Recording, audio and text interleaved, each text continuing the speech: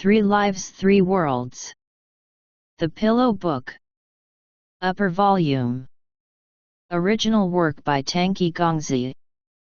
English translation, Hamster 428. English editing, rockharlequin, JoannaKuang. Chapter 8. Next morning, Fengju arrived early at school to ask her classmates what their teacher's name was. She didn't know kissing up would be this difficult, nor had she expected finding out her teacher's name was even harder than finding out the names of aristocratic ladies. After 6 months, Fengju had only befriended Prince Xiangli Meng at school aside from Yan Chaiwu. When she came by his place, however, she found that even the prince didn't know what his teacher's name was. It was the hour of the rabbit, 5 to 7 a.m., and on the sky was a lone crescent moon emitting a clear light. Normally very few ambitious students could be seen burning the lamp at this hour. There were noises today, however, that could be heard from some distance still far away. These were not loud, but were certainly coming from more than 1 or 2 persons. Fengju's sleepiness dissipated at the thought of catching something exciting. Early birds indeed get the best treats. It was a good thing she had slept less today. A number of night pearls lit the large classroom. Fengju quietly snuck in from the back door and peered in. Most of her classmates were present. They flit back and forth looking very much as if they were secretly setting up an ambush around the school. With the torn drawing in hand, one stood with arms akimbo commanding everyone else. This was Meng Xiao's younger cousin, Princess Zhou. Fengju stood nearby a while. In that time, several of her classmates walked in. They were Zhou's close friends, and from their conversation, Fengju got the gist of what was going on. As it turned out, a deity lord from Zhejiang was supposed to come today for a lecture on the art of tea. But yesterday before class was dismissed, their teacher had told them this deity could no longer make it due to unforeseen business and had sent another senior fairy to come in his place. Zhou and her cohort's grand idea was to set up a trap to chase away the substitute teacher. When the class was without a lecturer, the previous fairy might perhaps find time to come himself. Fengju had thought it rather childish. She hadn't been at this school for very long, but she had heard many rumors regarding this immortal. In those rumors, no one ever mentioned his name, presumably out of respect, thus he seemed to be a very revered deity. It was said he held a very high position on Zhejiang, and was vastly enlightened in the Buddha's way. Nevertheless, he had never accepted a pupil. In the past, Tianjun had once made a request for him to accept Crown Prince Yehua, but it was ultimately declined. In short, this individual was a remarkable individual. Someone so remarkable, yet cared enough to come teach a clan as trivial as the Bianiaos. Even though he came only once every decade, and only half a month to a month each time, his visit was enough to make the entire clan feel honored. The only regrettable thing was that this clan didn't mingle with other clans, and so this honor was kept concealed within the valley. When Fengju first heard of the news, she recalled every deity she once knew on Zhejiang and narrowed the list down to 2. One was Donghua, the other was Taking Daodi Tianzun, also known as Taizhang Lejun. To reject Yehua as a student was something Donghua would do.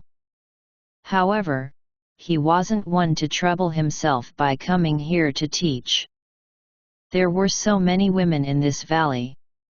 Didn't he leave the demon clan because he didn't want to be troubled by the females there?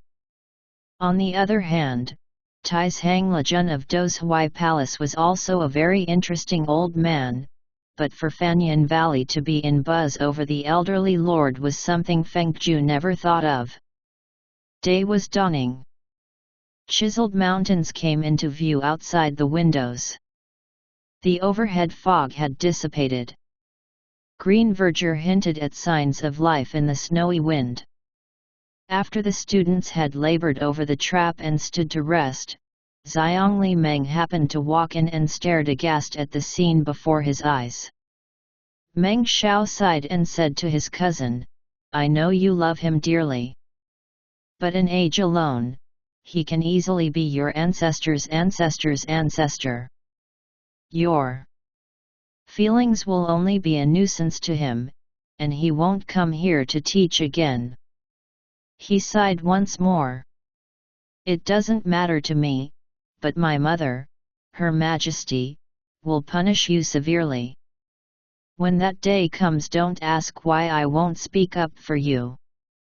In any case, several days ago I heard he had found a wife on Zhukongtian.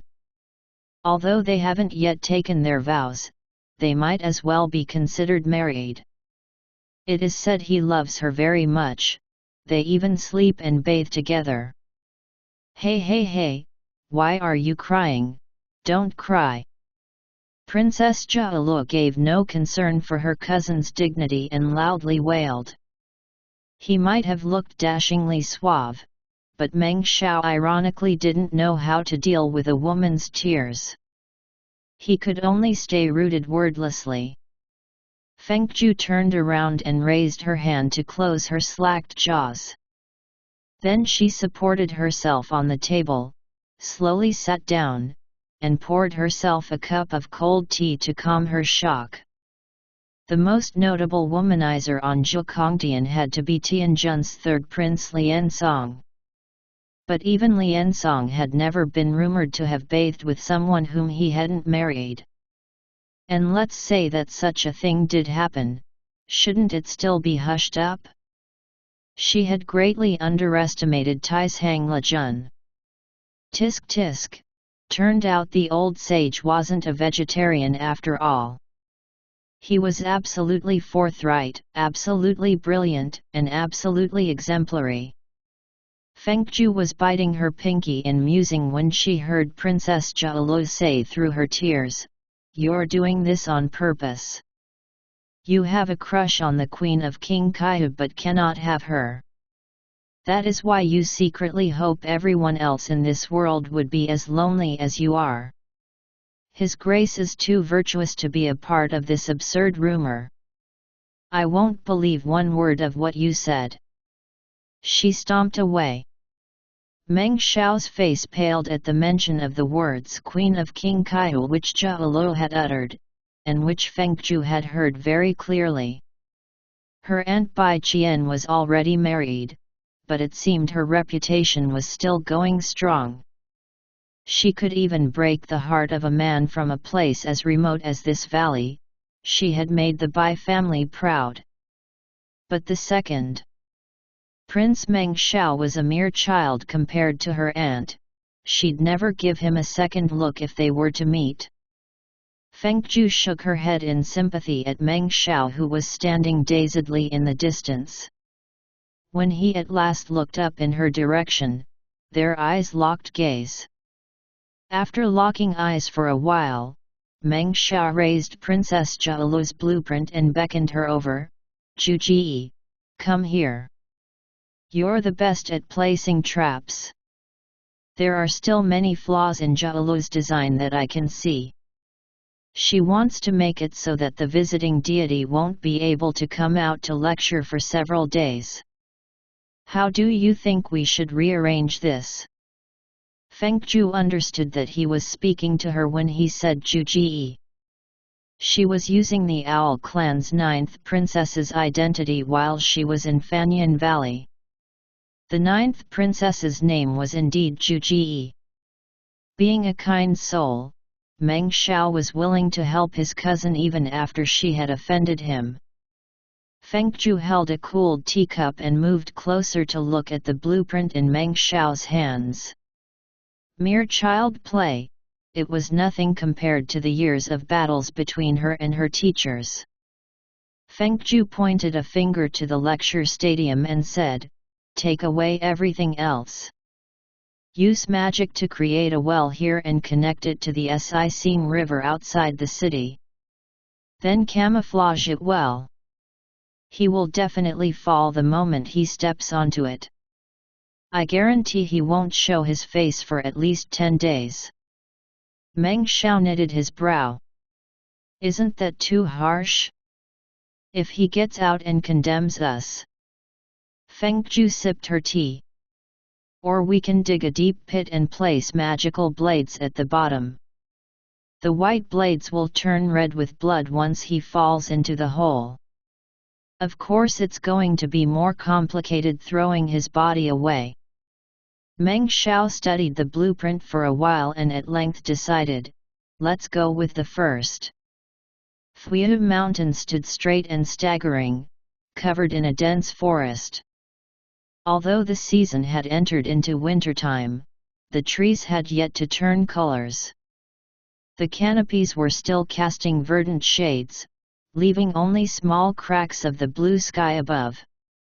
In the sky were the flapping sounds of cranes. One could tell it was an extraordinary mystical mountain. Zonglin, the managerial official of Taichan Palace, was standing in front of Fanyan Valley's cliffside. He sighed in worries. Starting from more than 2 millennia ago, the Miaoi Huiming sphere had never been at peace. Every 10 years Daijun used the lecture at Fanyan Valley as a pretext to come and purify the 3 toxins inside the Huiming realm. Each time Daijun came here in the past, he had brought with him Zonglin. But he didn't do so this time, and Zonglin worried for the king's daily comfort. Not many knew of the Huiming realm's existence other than ancient deities of prehistoric times. Despite bearing a Buddhist name, it was not a benevolent place in the least. From the 3 worldly sins of greed, ignorance, and discontentment arose wars and potential extinction. To protect the mortal realm, Donghua created another world in 7 nights to absorb the excess toxins which the mortal realm could not withstand. This world was the Huiming realm. Tens of thousands of years passed by fleetingly.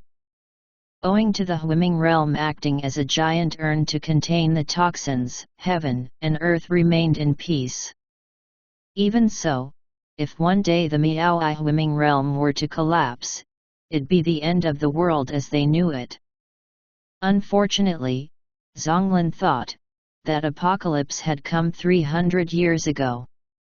Although Daijun had seemingly averted it in time, more unfortunately however, was that Daijun's rescue had only served to prolong the collapse a while longer. How much longer, no one really knew. Within these past 2 centuries, the Huiming realm's 3 toxins had begun to spread. Fanyan Valley was the only place left on Earth which was still pure enough to absorb the toxins. Zonglin leaned back against the boulder and sighed again. Many misunderstood that Daijun was enjoying his leisure in the seclusion of Taichan Palace.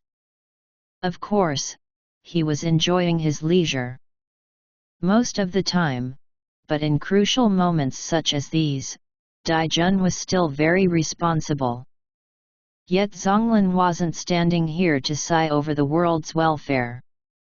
He was uneasy because Daijun was acting oddly today. From the western heavens, the Buddha came to visit Taichan Palace last night to discuss scriptures with Daijun, but in reality they were discussing the Huiming realm's fate.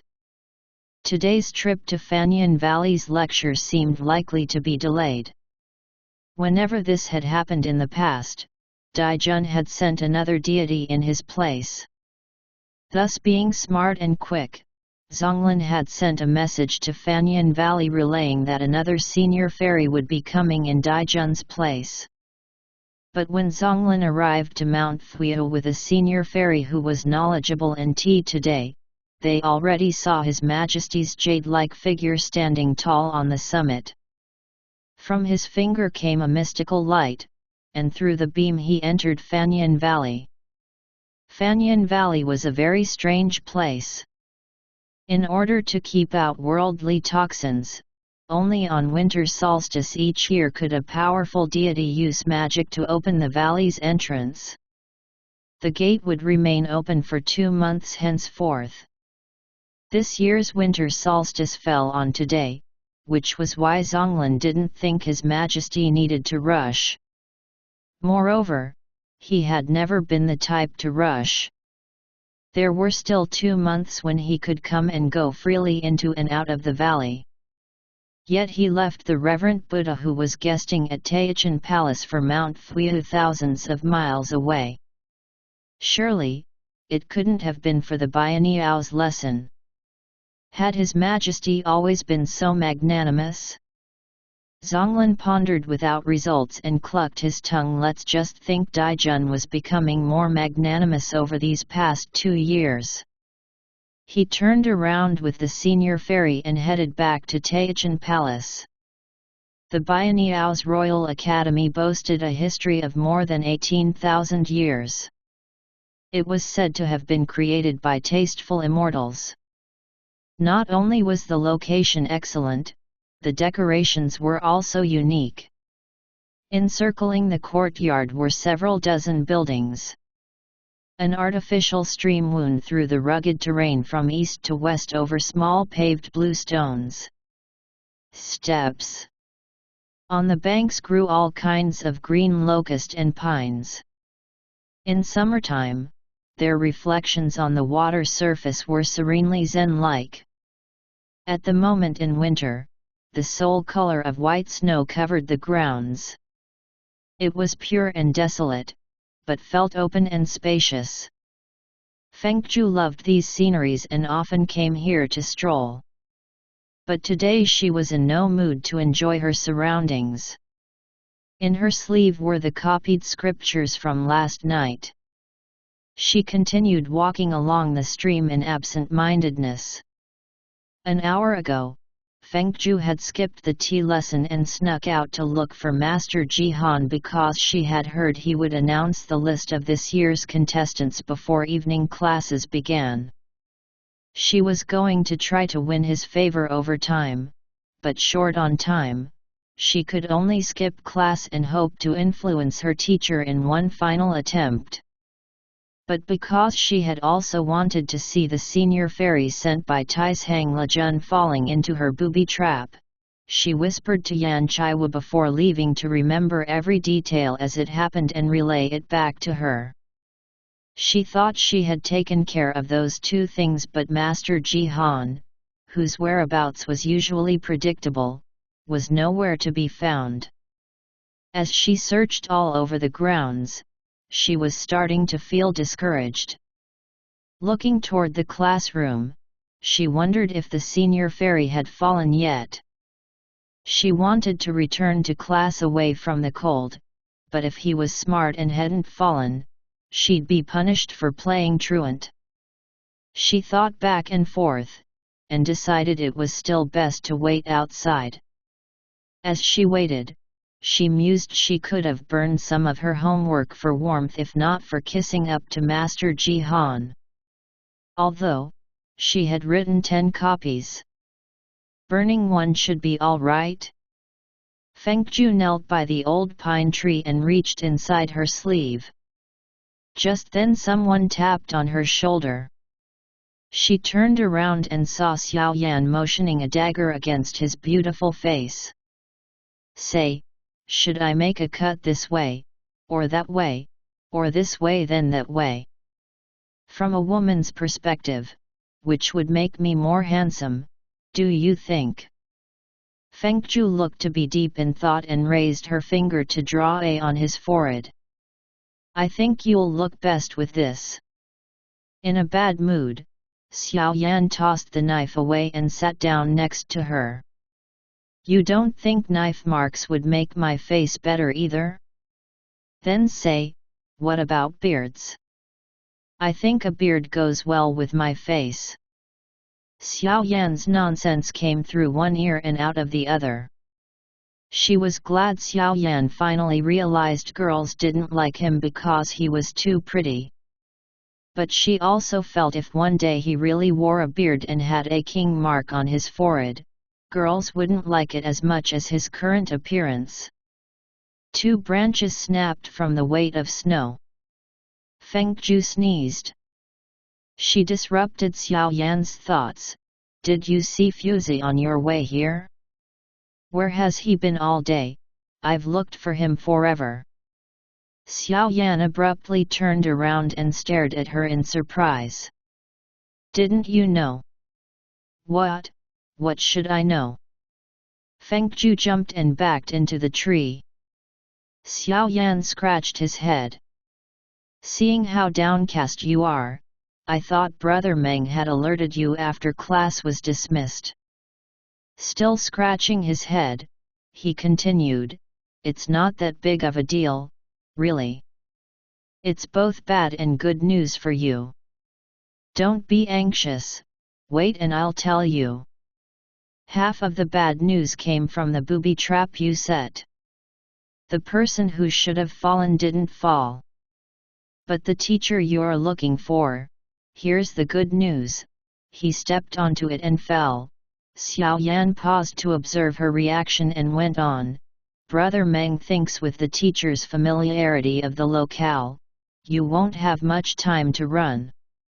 Only in half an hour he was able to crawl back from the Sing River and swore he'll skin you alive. According to Brother Meng's analysis of his facial expression at the time, there's a very large chance he'll do just that. Then he looked at her with dawning realization. At first I thought it strange that you haven't run to hide even though you already knew. Here I was still thinking you were a brave soul. Turns out you didn't know anything. Fengju sat leaning against the tree while she listened to Xiao Yan. Her head reeled as she saw a dark figure advancing toward them from the distance, looking very much like her teacher. In the blink of an eye she had dashed away like a lightning reflection. As she ran, she contemplated on stopping and explaining to her incensed teacher that it was all a misunderstanding. But in the end she decided to run even faster. Life was unpredictable this way. Never mind flattering her teacher to participate in the competition. Even if she respectfully presented him the 10 copies of scriptures on 2 hands, he'd only skin her faster. Yan Chaiwo chased after her calling aloud, I haven't finished. There's still more good news you haven't heard. Then, seeing their teacher fast approaching, he was afraid he had uncovered her location and quickly yelled out in a different direction. He was feeling satisfied with himself today.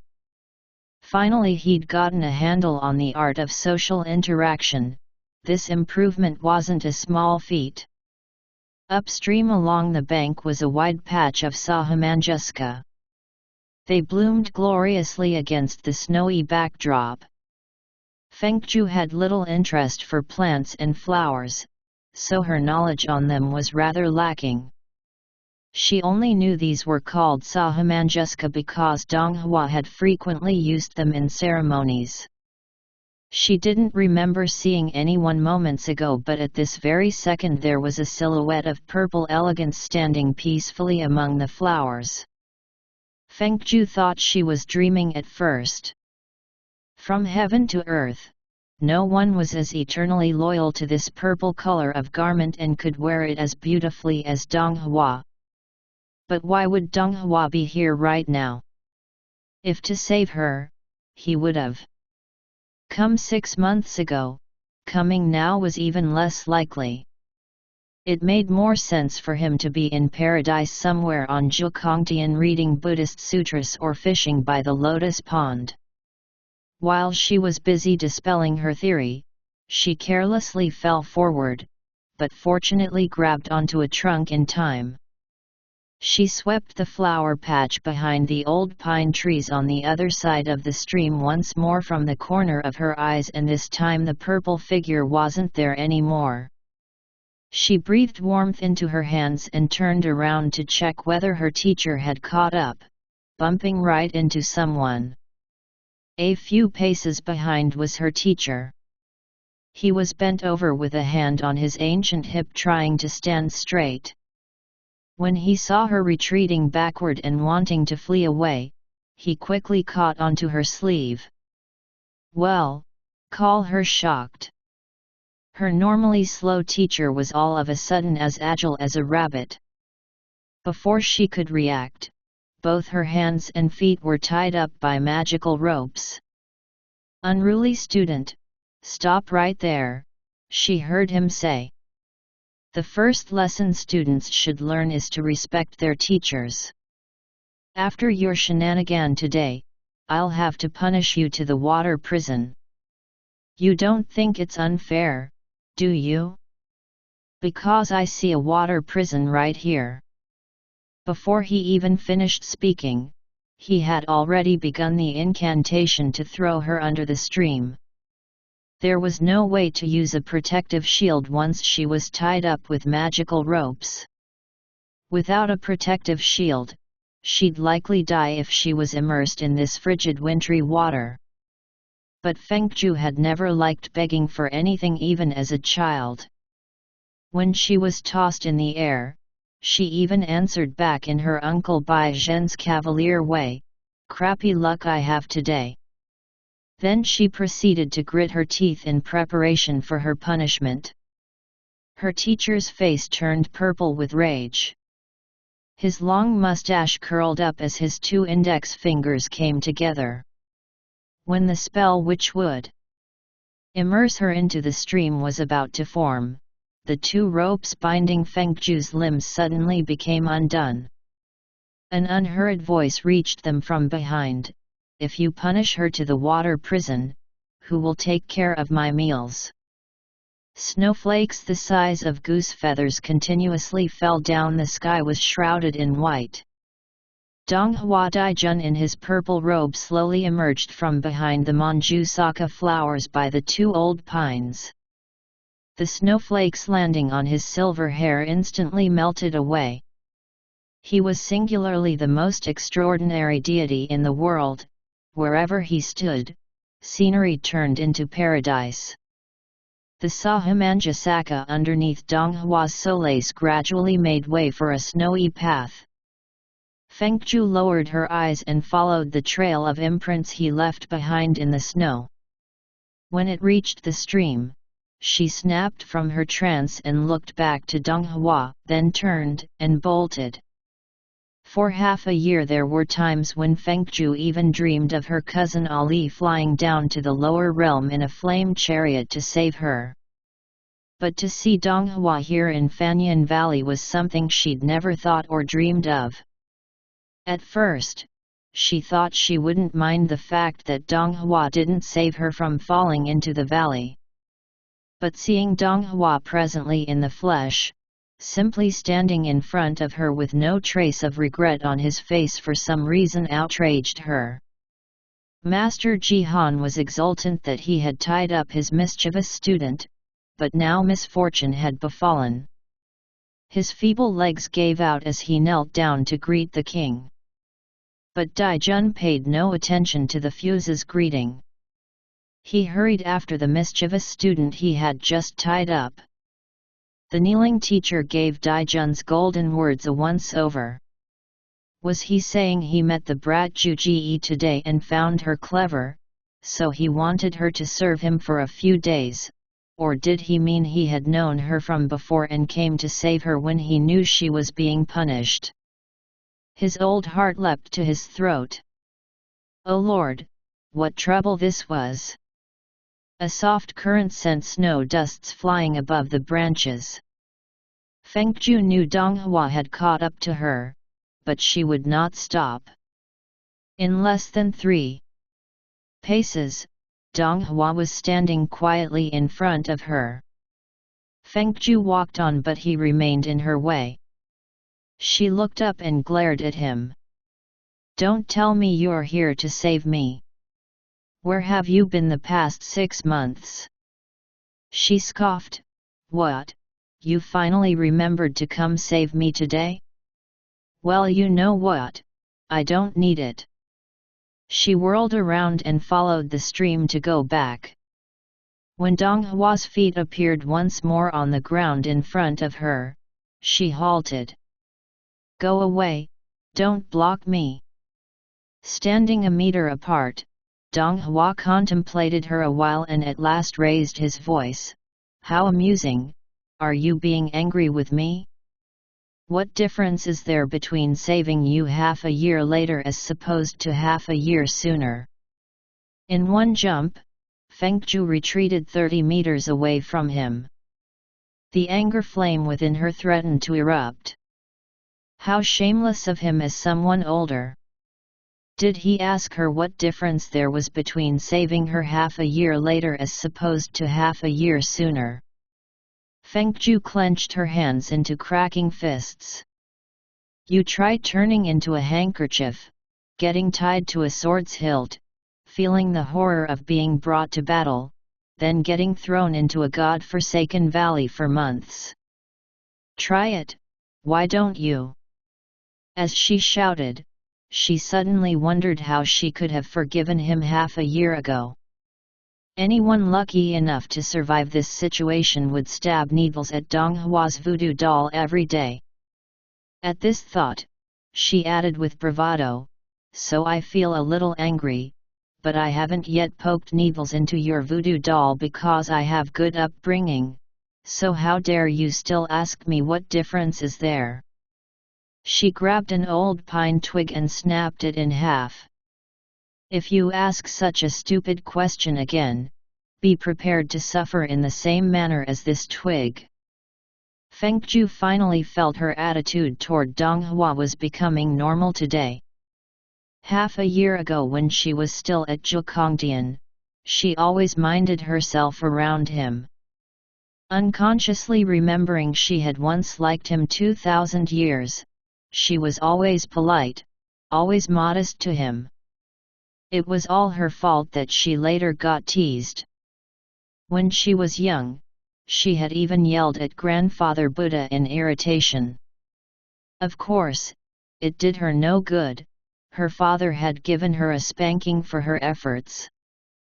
Nevertheless, she was able to express her bravery no less than a boy. She was the red fox Fengju of King Kaihu. How many people in the world dared to argue back to Grandfather Buddha, yet Fengju of King Kaihu did. How many people in the world dared to announce she'd snap Dong Hua in half like a twig, yet Fengju of King Kaihu did. She felt utterly satisfied and wanted to applaud herself. At the same time, she could guess Dong Hua would be incensed. Bigwigs almost never liked being insulted like this. She might not have a good ending today. And yet it would be good to resolve their feud in one last fight. Although she'd surely lose, and Dong Hua would snap her in half, how to handle her opponent would be up to herself. Fengju felt her demonstration had been appropriate, because she detected a fleeting surprise from Dong Hua's deep placid eyes.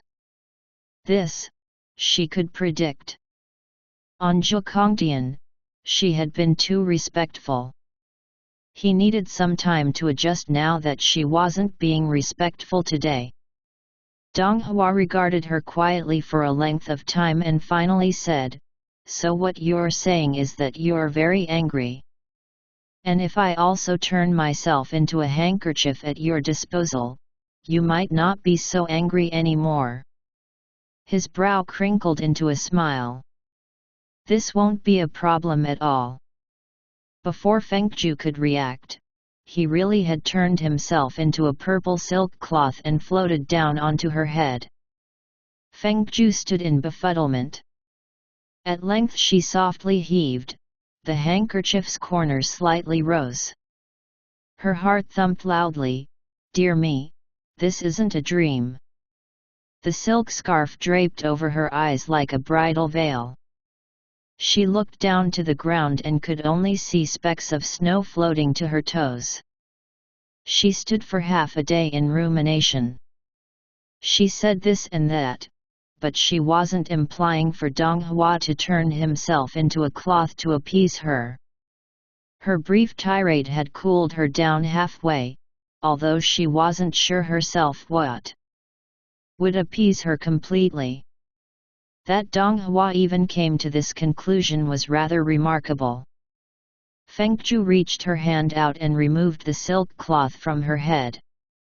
This purple cloth was slightly larger than the one she turned into last time. On it were stitches of elegant Bodhi leaf embroideries. The fabric quality was also a bit better. She could even vaguely smell the familiar white sandalwood scent Dong Hua frequently used. She shook it slightly, and as it almost slipped from her hold, it automatically flew back into her hand, followed by Dong Hua's calm voice ringing in the air, "Hold tighter and don't let me fall to the ground. I'm afraid of the cold." Fengju became absorbed in thoughts. Eventually she crouched down and gathered a handful of snow to encase the handkerchief inside. Next, she dug out a snowy pit in the ground and buried the cloth with satisfied delight. After half an hour had passed, she poked at the snow and took the wet cloth out, asking, "Hey, what else are you afraid of?" But got no response. When Yan Chaiwu returned to Jiafeng Yuan, he saw Fengju roasting a handkerchief over the oven fire.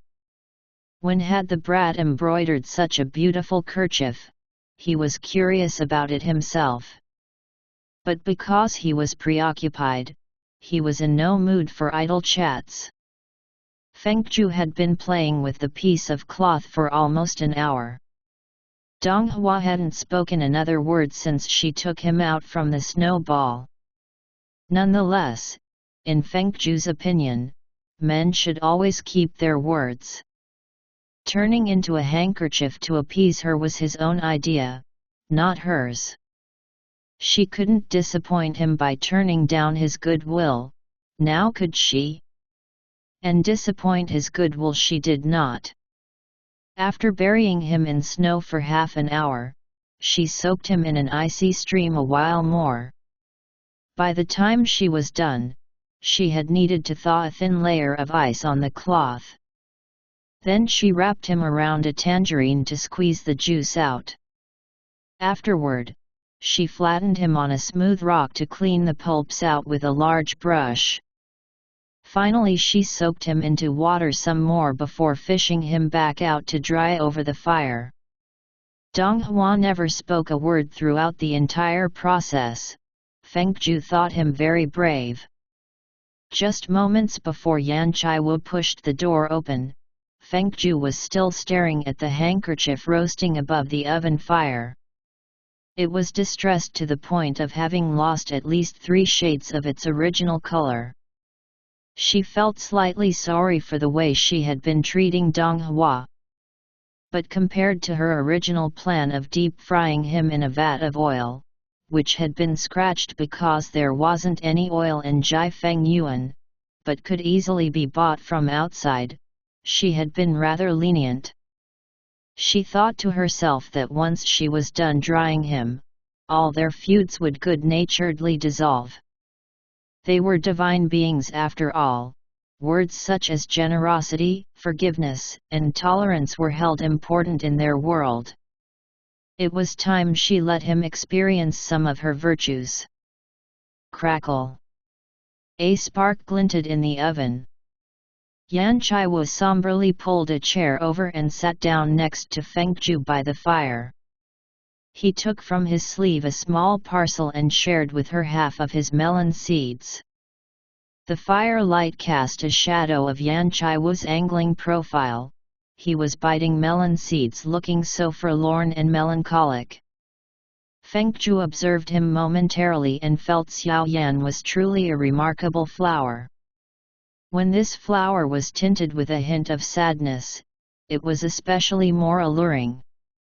If he wanted to become a hero any time in his life, he had better reincarnate into a different life.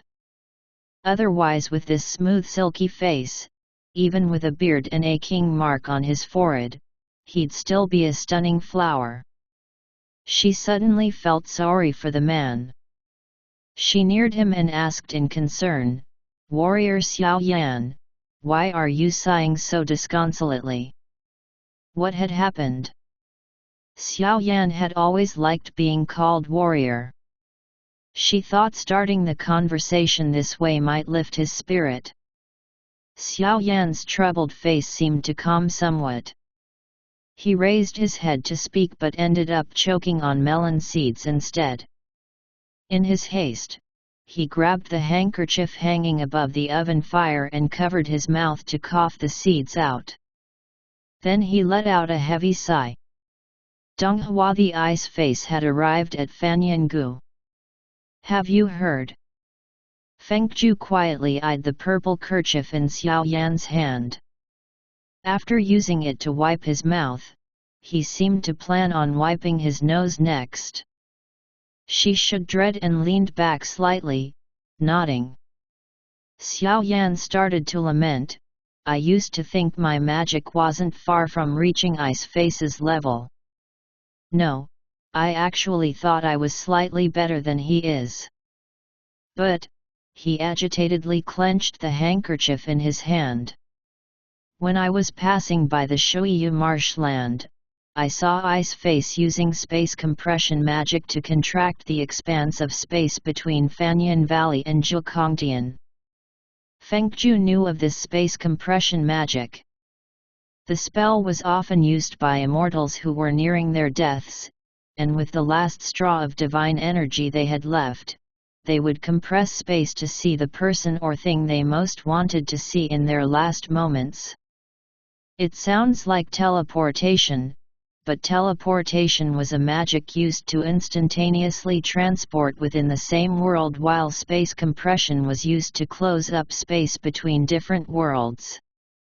In principle, when mutual spatial compression occurred, the compressed space and time would act like a mirror in the middle, allowing the two sides to see each other without being able to actually touch. Fengju didn't expect to see such a grave expression from Xiao Yan. This magic wasn't difficult to perform for the accomplished immortals, and there wasn't a need to wait until dying moments to use it. But since the spell depleted energy every time it was practiced, few resorted to this sorcery except in times of crisis. Fengju had a feeling something wasn't right, but she came up with a quick comforting answer: there must be an emergency at Taichan Palace. Otherwise, he would not use such critical sorcery unless necessity calls for it. "Since you don't like Donghua, shouldn't you be happy he has trouble at home? Besides, I heard that you, too, could use this kind of magic and sustain it in half an incense's time? Words have it that your demon clan is the most proficient at it. Even on heaven, there are few who are better. Pardon me for not understanding, what exactly about this situation that bothers you?" Xiao Yan set his jaws and looked at her with wide puppy eyes. Some time later, he slowly opened his mouth to say, "Chess." "What?" Xiao Yan dropped his face dismally to the side. "Ice Face is using this spell just to play long-distance chess with his friend on heaven. I've but seen him a moment ago playing chess with that playboy Lien something." A pause. "I feel so defeated." Fengju stood in silence and watched the dispirited Xiao Yan, who was so different from his usual cheerful self. She raised her hand, wanting to caress his long black hair in sympathy, but halfway through thought better of it and settled for a pat on the shoulder. "Although he's beaten you this time, there is one thing he'll always lose to you. Why should you use your weakness to fight against his strength?" Fengju had thought to merely console him with these words. She hadn't anticipated Xiao Yan to question her back even in such a situation, for example. She carefully searched for an answer, took a step back, and tried her luck. For example, "You're better looking than he is." Xiao Yan crumbled the handkerchief in his hand and threw it at her head. The fire popped and crackled, the light purple hue made a circular motion before her eyes. Fengju finally comprehended what had felt wrong to her earlier. After some time had passed, she removed the piece of fabric from her head and clenched it in her hand. Looking at it a while, she set her jaws and asked Xiao Yan, "When was it you say you saw Dong Hua and Lian Song play chess?" Xiao Yan questioningly glanced at the handkerchief in Fengju's hands, then questioningly glanced back at her. "Just now. They're still probably going at it. I's face was a step ahead when I left." End of chapter 8.